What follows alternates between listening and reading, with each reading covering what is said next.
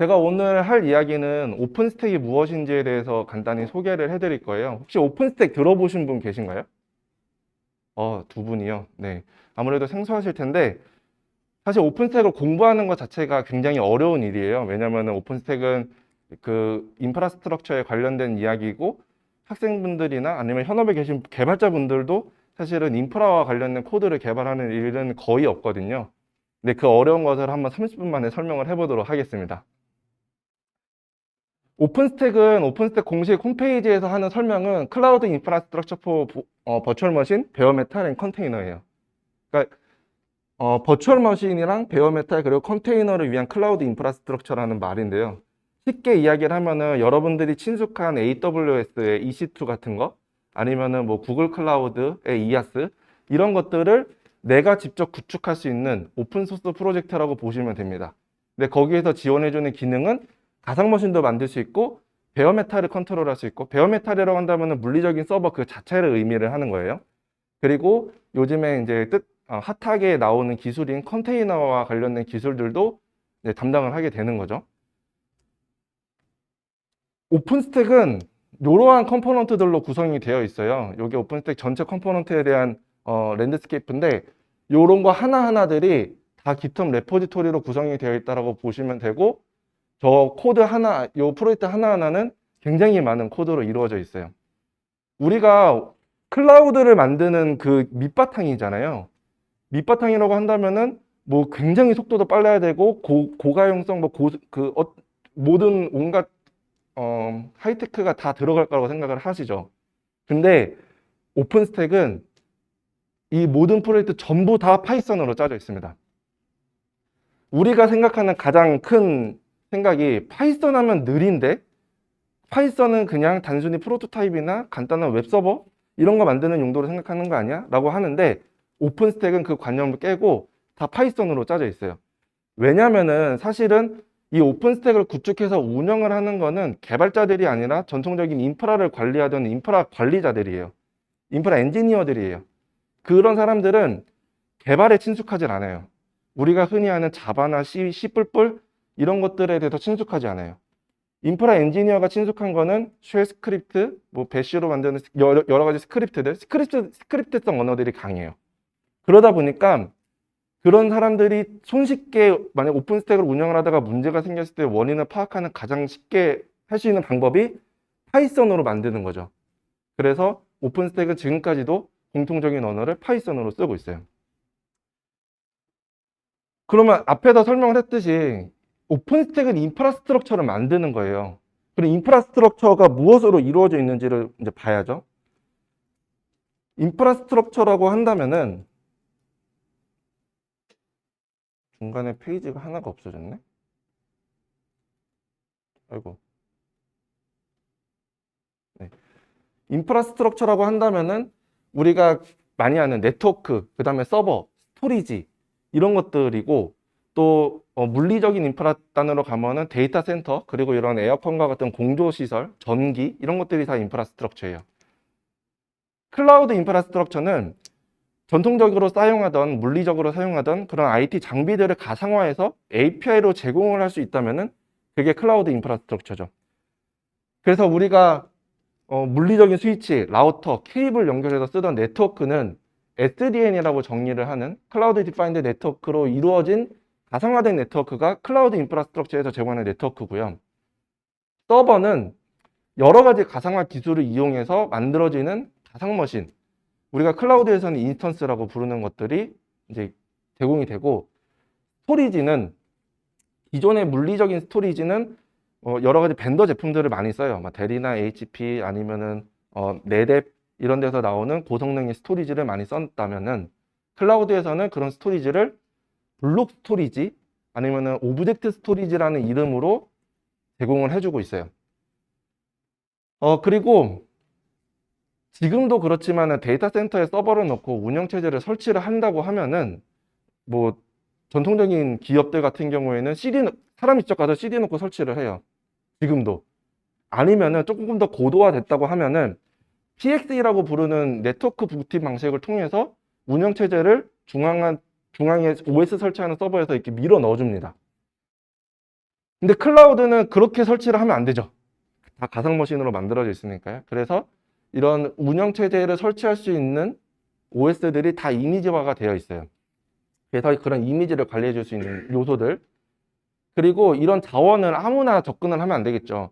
물리적인 자원도 사람이 태깅을 해서 들어가고 지문 인식하고 뭐 홍치 인식까지 해가지고 그 서버 앞까지 들어가는데, 클라우드 자원도 마찬가지로 그런 인증 체계가 다 갖춰져야겠죠. 그래서 그런 인증에 대한 요소들도 클라우드 인프라스트럭처의 가장 중요한 요소입니다. 그러면 이 클라우드 인프라스트럭처를 관리하는, 자원을 관리하는 주체가 누구냐? 아마 테넌트라는 용어를 많이 들으셨을 거예요. 그 테넌트라는 거는 뭐 소유자 이런 뜻을 갖고 있더라고요. 그래서 클라우드 인프라스트럭처에 대한 자원은 사용자가 가지는 게 아니에요. 우리가 AWS 계정을 만들고 사용을 하잖아요. 그럼 내가 만든 인스턴스는 나한테 기결이 되는 게 아니라 내가 AWS를 이용하면서 만들어진 나도 모르게 만들어진 기본 테넌트에 속하는 개념인 거예요. 그리고 이 테넌트라는 걸 나타내는 방식은 클라우드마다 표현하는 게 달라요. 뭐, 오픈스택에서는 이런 테넌트를 프로젝트라는 이름으로다가 표현을 하고, AWS나 뭐 GCP나 이런 것들은 뭐 다른 각자의 개념들을 가지고 있게 되는 거죠. 이걸 도식화해서 보면요, 내가 서버나 스토리지 네트워크를 만들면은 그런 것들이 전부 다 테넌트에 기속이 돼요. 그래서 A 테넌트, B, C 이렇게 만들어져 있는 거죠. 그 다음에 사용자가 있겠죠. 클라우드를 이용하는 사용자. 유저 1은 A랑 A랑 B 테넌트를 이용할 수 있는 권한을 받아요. 그러면은 유저 1로다가 로그인을 하면은 A랑 B는 보이는데 C는 안 보여요. 근데 유저 2는 B, C를 관리할 수 있도록 권한을 받았어요. 그러면은 B 테넌트는 유저 1이랑 유저 2가 동시에 접근이 가능한 이제 클라우드 자원이 되는 거죠. 그래서 이런 식으로 클라우드에서는 가상화된 자원들을 관리를 하도록 테넌트라는 개념을 제공을 해주고 있습니다. 그런데 다시 와서 전통적인 인프라스트럭처에서 제공하던 그런 물리적인 장비들을 오픈스택은 이런 컴포넌트들로다가 제공을 해주고 있어요. 인프라를 구성하는 가장 핵심적인 기능들, 컴퓨트, 스토리지, 네트워크, 그 다음에 하드웨어에 대한 라이프사이클을 관리해야겠죠. 그런 하드웨어를 관리할 수 있는 라이프사이클들, 이런 것들이 코어 컴포넌트라고 해서 빨간색으로 쳐져 있어요. 얘네들만 있어도 오픈스택의 기본적인 기능을 제공할 수 있어요. 사용자들한테 가상화된 네트워크, 스토리지, 그 다음에 인스턴스를 제공할 수 있게 되는 거죠. 그 위에 부분들은 부가적인 기능을 해주는 거예요. 우리가 클라우드라고 한다면은 오토 스케일도 되고, 그 다음에 뭐가 있을까요? 뭐 어플리케이션을 배포할 수 있는 시스템도 만들어지고 여러 가지 기능들이 제공이 되잖아요. 그런 것들이 기본적인 인프라를 바탕으로 해서 부가적인 기능들을 제공을 해주는 거죠. 또 오픈스택도 여러 가지 컴포넌트들이 서로 유기적으로 통신을 하면서 오토 스케일도 지원을 하고, 인스턴스 템플릿 기능도 지원을 하고, 컨테이너와 관련된 기능들도 제공을 해주게 됩니다. 오른쪽에 관련된 부분은 이런 오픈스택을 운영할 수 있는 도구들도 필요하잖아요. 물리적인 서버들도 운영할 수 있는 도구들이 필요해요. 그렇듯이 클라우드에 있는 인프라스트럭처도 운영할 수 있는 도구들이 필요하죠. 그래서 모니터링 할 수 있는 것들, 그 다음에 과금, 빌링, 클라우드는 쓴 만큼 돈을 내야 되잖아요. 과금에 대한 것들도 기본적으로 제공이 되고 있어요. 그리고 이제 이쪽에서는 이런 오픈스택을 직접 쓸 수 있도록 SDK와 커맨드 라인 인터페이스를 제공을 해주고, 이 위쪽에서는 우리들이 아무래도 CLI보다는 웹으로 컨트롤하는 게 편하잖아요. 그래서 그런 웹 인터페이스를 제공을 해줍니다. 근데 여기에 보면 EC2 API라는 게 보이죠. 사실 오픈스택은 오픈소스로 되어 있는 클라우드 인프라스트럭처인데 대부분의 사용자들은 AWS를 많이 쓰죠. 근데 그러려면 오픈스택 생태계를 좀 많이 하려면 AWS를 쓰던 사람들이 AWS 기반으로 코드를 작성해 놓은 것들이 오픈스택에도 그대로 되면 좋겠죠. 그래서 오픈스택에서는 이런 EC2 호환되는 API들을 또 제공을 해주고 있습니다. 그래서 오픈스택에서는 총 6가지의 코어 컴포넌트들이 있어요. 그래서 뭐 컴퓨팅 서비스와 관련된 거는 노바라는 컴포넌트가 담당을 하고, 뭐 네트워킹은 뉴트론, 뭐 그다음에 블록 스토리지는 신더 이런 식으로 이름을 붙이고 있습니다. 이 각각의 이름들을 왜 이렇게 붙였느냐는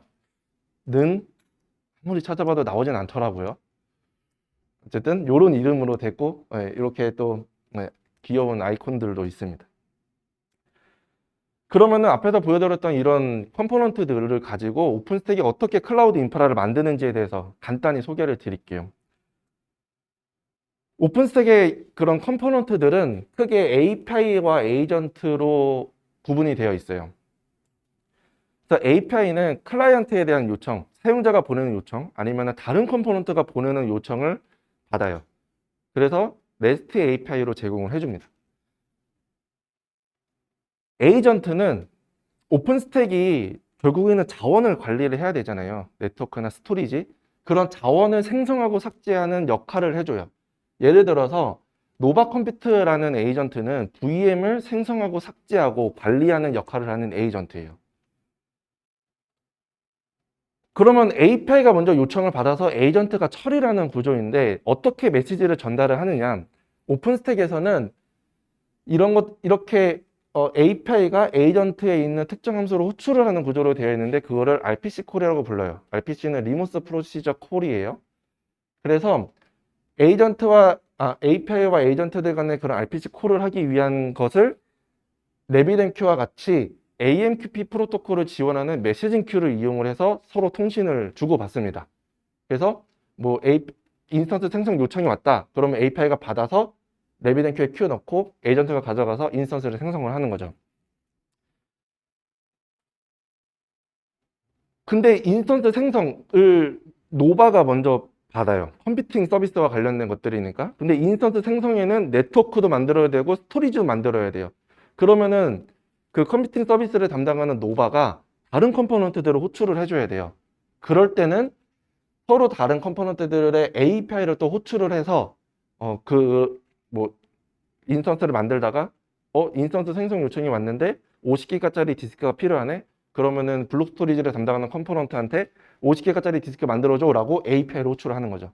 그러면은 얘는 그걸 또 받아서 메시지 큐에 넣어서 실제로 물리적인 스토리지를 관리하는 그 에이전트한테 가서 50기가짜리 볼륨 만들어 라고 명령을 내리는 거예요.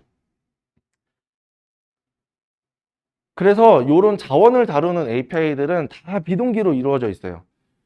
스토리지에 그런 50기가짜리 만드는 것들, VM 만드는 것들이 수초 내에 끝나기도 하지만 뭐 1분 이상 걸릴 수도 있어요. 그러면은 이게 동기식 방식으로 하게 되면은 블로킹이 돼야 되는 거잖아요. 1분 동안. 그러면 안 되겠죠. 그래서 다 비동기 통신을 합니다. 그래서 API 생성 요청을 가상머신 생성 요청을 보냈다고 하면은 API는 202 accepted라는 스테이터스를 반환을 하면서 그 자원의 UUID 값을 만들어서 반환을 해줘요. 그러면 클라이언트 쪽에서 주기적으로 체크를 하면서 이 자원의 상태가 액티브로 되어 있는지를 검사를 하게 되는 거죠. 그래서 타임아웃을 정해놔요. 타임아웃 값만큼 시도를 하다가 나는 60초, 뭐 180초 이내로 VM이 생성이 되길 원하는데 180초 이상이 딱 걸렸다. 그러면은 VM 생성 실패로 처리를 하고 뒷단한테 다 실패 처리를 하게 되는 거죠. 그러면은 이제 오픈스택이 자원을 어떻게 관리하는지에 대한 내용인데요. 사실은 오픈스택은 이런 자원을 직접적으로 만들진 않아요. 오픈스택 그 자체가 VM을 직접 만들지도 않고 가상화된 네트워크를 만들지도 않아요. 단지 오픈스택은 그런 자원들의 상태만 관리를 하고요. 자원의 실체는 다른 서비스들한테 위임을 합니다. 이미 만들어져 있는, 전통적으로 만들어져 있는 소프트웨어들한테 위임을 해요. 그리고 오픈스택은 그런 소프트웨어들이랑 연동을 해야 되니까 다양한 드라이버들을 지원을 해주는 거죠. 블록 스토리지를 제공해주는 인스턴스에 가상화된 디스크를 제공을 해주는 블록 스토리지를 제공해주는 컴포넌트가 신더인데요. 신더는 뭐 이런 이제 제품들을 지원을 하는 거예요. 신더 그 자체가 뭐 이렇게 디스크를 만드는 게 아니라 그 제가 처음에 말씀드렸던 뭐 데이터 센터에서는 스토리지 관련해서 한다면은 뭐 델이나 EMC 그다음에 뭐 네랩 이런 스토리지를 쓴다 그랬잖아요. 걔네들하고 연동을 하는 거예요.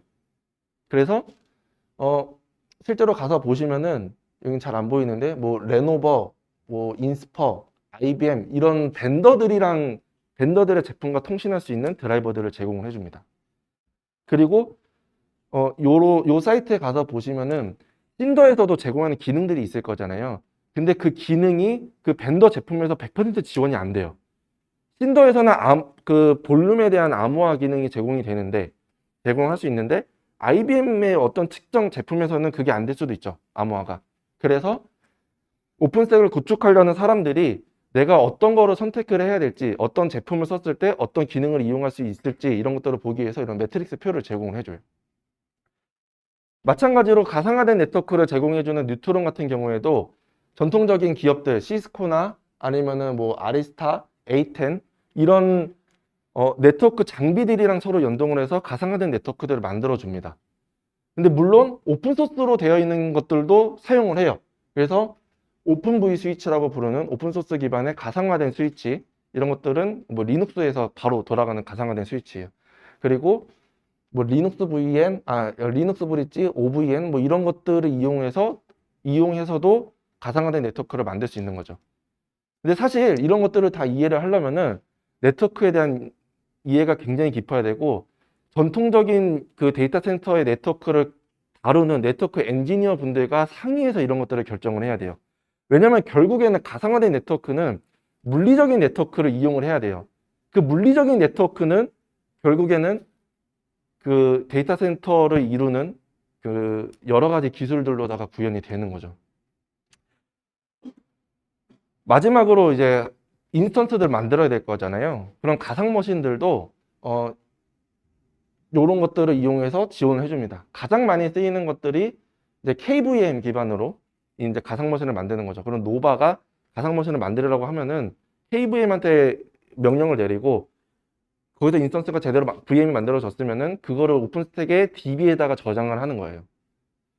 뭐 여러 가지를 지원을 하는데요. 뭐 VM웨어 제품들도 이제 오픈스택 연동해서 사용을 할 수가 있습니다.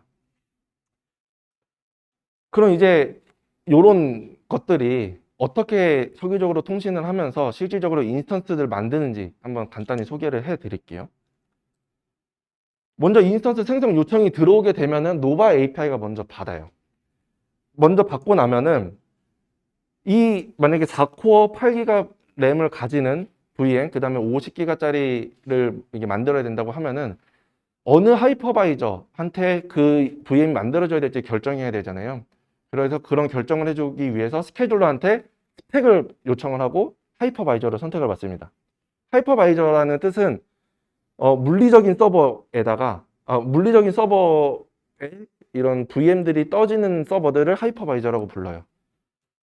그렇게 해서 이제 요청한 스펙에 맞는 하이퍼바이저 정보를 받으면은 그 하이퍼바이저에 떠 있는 노바 컴퓨터라는 에이전트한테 VM 생성 요청을 보내요. 그래서 얘는 그 요청을 받아서 네트워크 만들어야 되고 스토리지 만들어야 되죠. 각각의 서버들한테 네트워크 생성해줘, 블록 스토리지 생성해줘 라고 요청을 보내요. 그러면은 동시에 네트워크를 담당하는 애는 다시 그 하이퍼바이저에 있는 그 네트워크를 담당하는 에이전트한테 뭐 이런 IP를 가진 그 가상화된 네트워크를 만들 수 있도록 세팅을 해줘 라고 명령을 보내면은 걔는 그 자원을 만들 수 있는 실질적인 그 대상한테 이제 요청을 하게 되는 거죠. 블록 스토리지로 마찬가지로 만약에 나는 NAS를 쓰고 있다라고 한다면은 그 NAS한테 이제 그 50기가짜리 파일을 만들어라 라고 명령을 보내게 되는 거죠. 그 과정에서 노바 컴퓨터라고 부르는 이 에이전트는 최초 요청을 노바가 받았잖아요. 주기적으로 뉴트론하고 신더한테 확인을 해가면서 네트워크 만들어졌어? 블록 스토리지 만들어졌어? 이렇게 확인을 해요. 그래서 다 생성이 됐으면은 이제 그제서야 KVM 기반으로 한다면은 리버트라고 부르는 인터페이스를 통해서 VM을 만들게 되는 거죠. 이런 일련의 과정들을 다 거친 다음에야 이제 우리가 AWS 콘솔에서 인스턴스를 만들고 나면은 막 빙글빙글 돌다가 초록색 불 딱 뜨죠. 네. 그렇게 되면은 이제 인스턴스 생성까지 다 완료가 되는 것입니다. 좀 이해가 되셨나요? 어떻게 오픈스택이 뭐 이렇게 클라우드의 자원을 만드는지 좀 아시겠죠? 내부를 보면은 굉장히 단순해요. 이렇게 설명을 하면은. 근데 여기서 이제 어려운 거는 가상화된 네트워크는 그러면은 내부적으로 어떤 식으로 동작을 하는 걸까? 스토리지는 저기에 만들어져 있는데 하이퍼바이저에는 어떻게 연결해야 될까? 이제 이런 것들이 이제 추가적으로 공부를 해야 되는 내용들인 거죠. 그럼 이렇게 복잡하게 돌아가는 오픈스택은 어떤 식으로 개발이 되는지를 알아볼게요. 오픈스택은 정말 순수하게 커뮤니티 기반으로 개발이 되는 오픈소스 프로젝트이고요. 어느 특정 기업이 뭐 주도하거나 그러는 것이 없습니다. 오픈스택을 개발하는 오픈스택 개발자들도 오픈스택이 필요하잖아요. 근데 이런 거대한 시스템 만들려면은 물리 장비들이 굉장히 많이 필요해요. 근데 개발자 하나하나별로 그 수천만 원에 달하는 인프라 비용을 다 감당할 수는 없죠. 그래서 오픈스택에서는 데브스택이라는 걸 만들었어요. 이 데브스택은 오픈스택 환경을 손쉽게 구성할 수 있게 해주는 도구인데요. 오픈스택의 개발자들이 개발 환경으로 쓰거나 그 다음에 오픈스택을 코드를 개발했으면은 테스팅이 돌아가야 되잖아요. 그런 테스트 코드가 돌아갈 수 있는 환경들도 데브스택을 이용을 해요. 정말로 버추얼박스 VM에다가 4코어 8기가 넉넉하게 잡아서 4코어 8기가짜리 VM을 하나 만들어 놓고요. 클론 받고 이동하고 .stack.sh만 하면 오픈스택이 만들어져요. 25분만 기다리면요. 굉장히 손쉽게 만들 수가 있습니다. 그렇게 개발된 코드들은 게릿이라는 도구를 이용해서 코드 리뷰를 해요. 깃허브를 쓰지 않고 게릿을 이용을 합니다. 그래서 이게 실제로 그 게릿의 모습인데요. 그리고 코드가 올라오게 되면은 CI가 돌아야 되잖아요.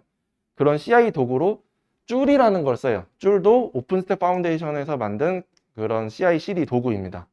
그래서 요렇게 다 돌아가고 머지가 되는 조건은 그 깃허브 같은 경우에는 그냥 버튼만 누르면 되잖아요. 근데 게릿은 이 시스템 상에서 플러스 2점을 코어 컨트리부터한테 받아야 돼요. 그래서 오픈스택에서는 반드시 2명 이상의 코어 리뷰어한테 플러스 2를 받아야 머지가 가능한 그런 정책을 갖고 있어요. 이슈 관리는 어떻게 하느냐? 이전까지는 우분투에서 사용하던 스토리보드라는 게 아니라 런치패드를 이용을 해서 이슈 관리를 하고 있었는데 최근에는 이런 이슈 관리들을 다 스토리보드로 옮겨가고 있습니다. 그래서 아직까지는 좀 양분화가 되고 있지만 대부분 다 스토리보드로 옮겨와서 여기서 이슈를 관리를 하고 있어요. 회의도 해야겠죠. 의견도 나눠야겠죠. 오픈스택이 가지는 가장 강점 중에 하나가 업스트림에서 일어나는 모든 회의나 그 다음에 파운데이션, 재단에서 하는 회의조차도 다 공개가 됩니다.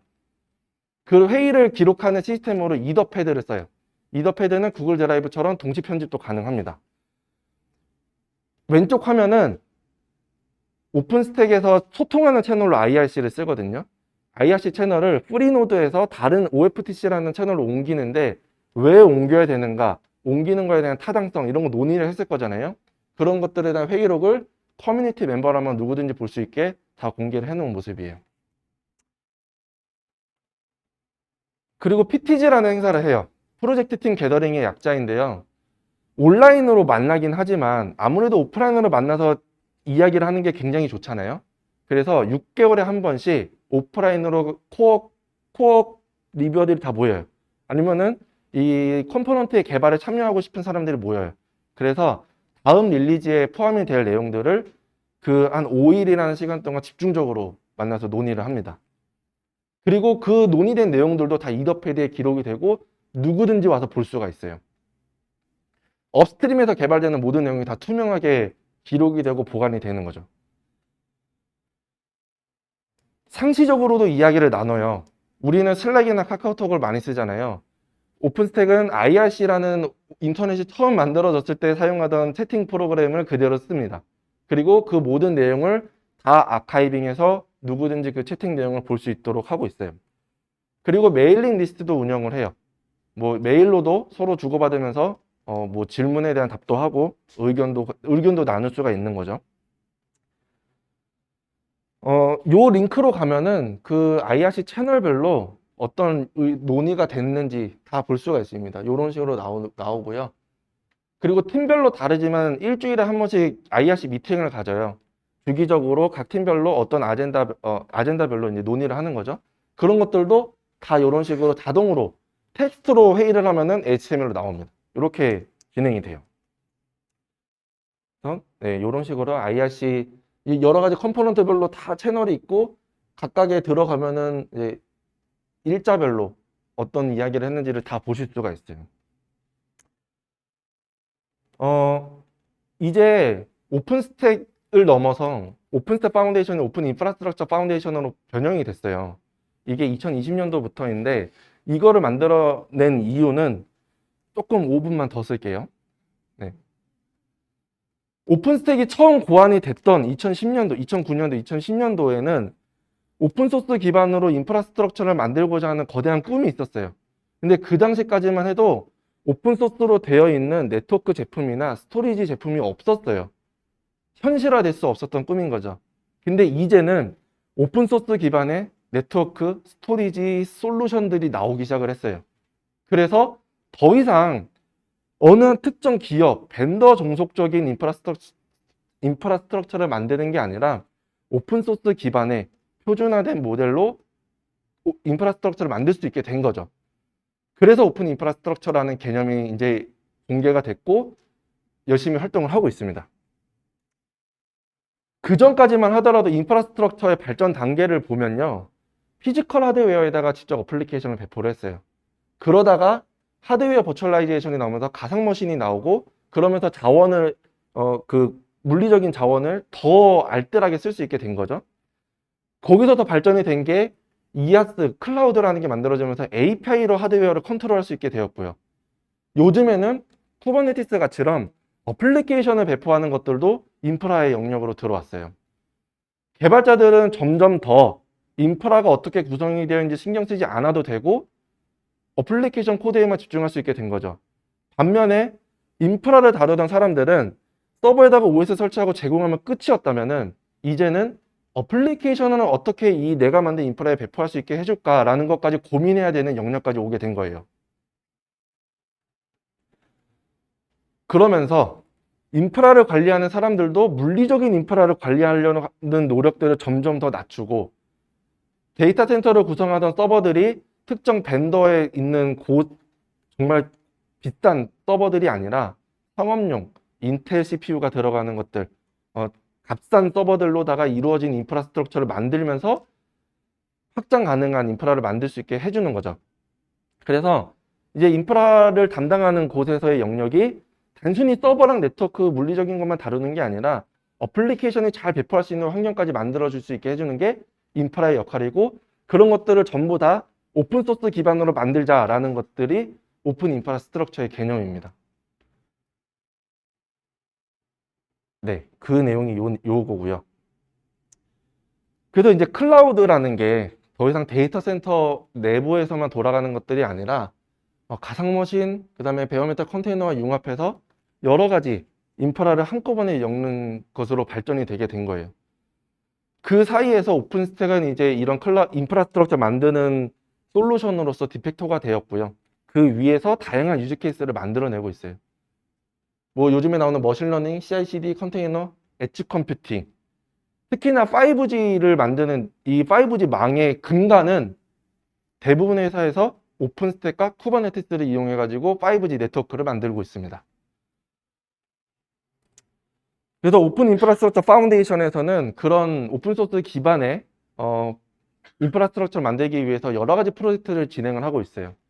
그래서 어플리케이션을 매니지먼트 해줄 수 있는 라이프 사이클 매니지먼트 해주는 에어쉽, 그 다음에 오픈스택 그 자체, 카타 컨테이너라고 해서 경량화 되면서 기존의 도커 컨테이너, 도커와 같이럼 뭐 리눅스에서 제공하는 그런 격리 기술을 쓰는 게 아니라 가상 머신을 이용하는데 그 가상 머신 자체도 굉장히 경량화시키고 보안을 더 강화시킨 기존의 컨테이너는 결국에는 이 호스트의 커널을 공유하기 때문에 호스트의 커널이 뚫리면은 컨테이너까지 영향을 받아요. 근데 가상 머신으로 띄우게 되면은 호스트가 격리가 되겠죠. 보안적으로 더 좋겠죠. 그래서 뭐 그런 기술들, 엣지 컴퓨팅, 이제는 더 이상 중앙에 있는 데이터 센터뿐만 아니라 각각의 기지국에도 클라우드가 만들어져요. 그런 기지국에도 클라우드가 만들어질 수 있는 엣지 컴퓨팅을 제공해주는 스탈리넥스, 그 다음에 잠깐 보셨던 CI/CD를 제공해주는 줄, 이런 것들을 전체적으로 이제 관리를 하는 재단으로다가 발전을 했습니다. 근데 오픈 인프라스트럭처 파운데이션만으로는 그런 오픈스택 기반의, 오픈소스 기반의 인프라스트럭처 만드는 생태계를 만들 수가 없어요. 다른 재단들과도 협업을 해야 됩니다. 그래서 for opens라는 개념으로다가 이 재단은 운영이 되고 있고, 이 개념을 가지고 프로젝트들을 개발을 하고 있어요. 먼저 여러 가지 솔루션들을 가져다 놓고 공통된 유즈 케이스를 찾고요. 그리고 커뮤니티를 넘나들어서 협업을 합니다. 오픈 인프라스트럭처 파운데이션이랑 CNCF, 그 다음에 리눅스 파운데이션이랑도 협업을 해요.